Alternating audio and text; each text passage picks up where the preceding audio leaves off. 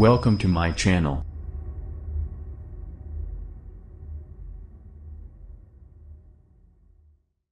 Uber data breach. Former security chief convicted by U.S. jury for covering up massive 2016 hack. The former chief security officer for Uber was convicted Wednesday of trying to cover up a 2016 data breach in which hackers accessed tens of millions of customer records from the ride-hailing service.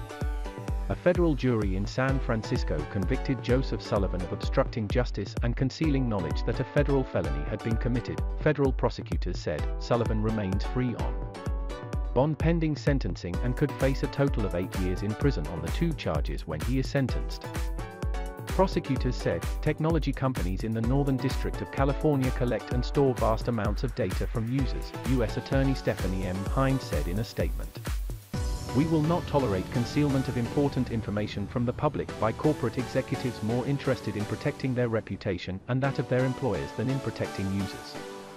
It was believed to be the first criminal prosecution of a company executive over a data breach, a lawyer for Sullivan, David Ongeli, took issue with the verdict. Mr. Sullivan's sole focus, in this incident and throughout his distinguished career, has been ensuring the safety of people's personal data on the internet, Ongeli told the New York Times. An email to Uber seeking comment on the conviction wasn't immediately returned. Sullivan was hired as Uber's chief security officer in 2015. In November 2016, Sullivan was emailed by hackers, and employees quickly confirmed that they had stolen records on about 57 million users and also 600,000 driver's license numbers, prosecutors said. After learning of the breach, Sullivan began a scheme to hide it from the public and the Federal Trade Commission, which had been investigating a smaller 2014 hack, authorities said. According to the U.S. Attorney's Office, Sullivan told subordinates that the story outside of the security group was to be that this investigation does not exist, and arranged to pay the hackers $100,000, roughly 82 rupees lakh, in Bitcoin in exchange for them signing non-disclosure agreements promising not to reveal the hack.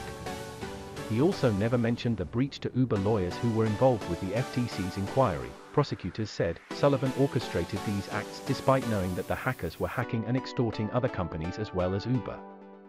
The U.S. Attorney's Office said Uber's new management began investigating the breach in the fall of 2017.